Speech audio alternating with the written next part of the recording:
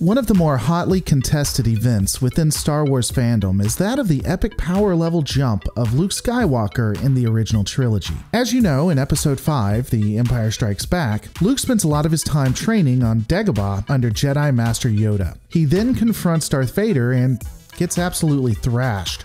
Add to that, in the end, he is not able to save his best friend from being handed over to the Darth Lord, and he also has to retreat. This shows some epic flaws of our young hero. In Episode 6, we see a completely different persona.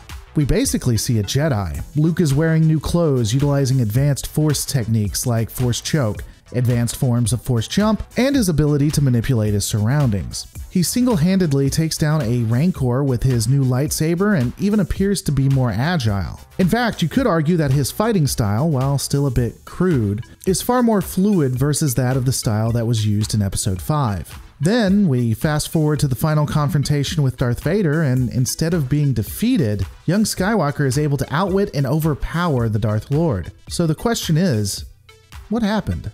This type of transformation isn't something that can be done overnight, and it would be incredibly hard for it to be self-taught. There are many theories and EU references that explain what occurred, but allow me to give my thoughts on something I think is highly credible. This theory, admittedly, has been discussed for a while, but I find it quite compelling.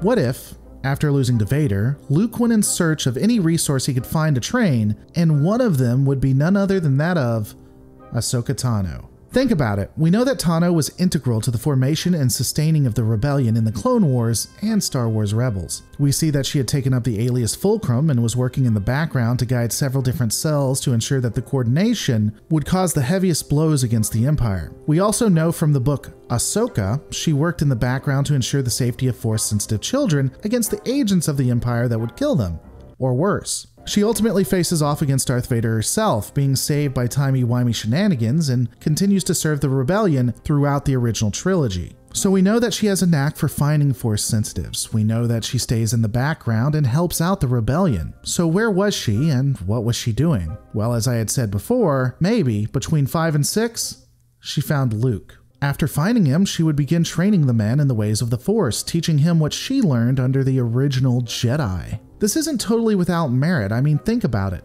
Again, Ahsoka always was known for using her agility to outwit and fight her enemies. She was also no Jedi. Her words, not mine. So it's possible that the more gray nature we see in Luke is somewhat instilled by her in him. I don't think she would have necessarily utilized Force Choke, but I also can't see her being against it if it is necessary to save the day. And you don't kill the person. One last piece. Watch the last battle between Vader and Luke. Again, Luke Skywalker is able to outmaneuver Vader, doing flips and fluid movements, something Ahsoka was known for. Luke also seems to have a focus on Vader's chest, a weakness Ahsoka is aware of. We only see the future Jedi Master lose all sense, and his style becomes exceptionally erratic and aggressive when he loses his temper.